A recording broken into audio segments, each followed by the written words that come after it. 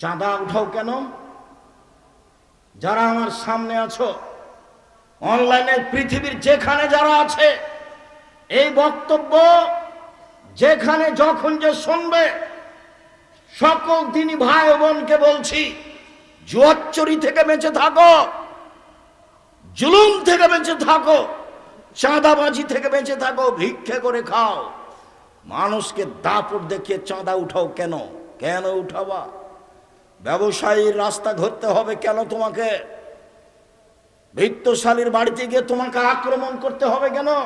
তুমি হায়ানা, তুমি কুকুর, তুমি শ্রীগাল, তুমি বাঘ ভাল্লুক, তুমি পশু প্রাণী। ভিক্ষা করে খাও বেটা, ভিক্ষা করে খাও। উপার্জনের শেষ পথ এক দিন মজুরি, দুই চাকরি, তিন জমি চাষ, চার ব্যবসা, পাঁচ ভিক্ষা। ভিক্ষা করে খাও, শেষ পথ। চাঁদা উঠাও কেন? চাঁদাবাজি করো কেন? কাজ পাও না? ভিক্ষা করো। ট্রেন স্টেশন আছে, বাস টার্মিনাল আছে, ও তো এতে চলে যাও, কমলাপুরে চলে যাবা সকালে, সারাদিন বাপ বেটা ভিক্ষা চাইবে, এইভাবে মানুষে দিবে কেন? তুমি জুলুম করো মানুষের উপরে। কি বুঝাতে চাও তুমি যে ওরা খেয়েছে 15 বছর, আমরা খাবো না? এ তোমার কোন স্বভাব? বেয়াদব। মানুষের টাকা এভাবে জোর করে জুলুম করে খাবা?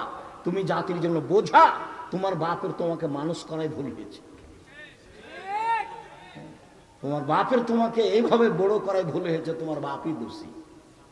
তোমার বাপ তো তোমাকে কিছু শিখাতে পারেনি। বাপ বেটা পশু প্রাণীর মতো হয়ে গেছে। নইলে এমন হলো কেন?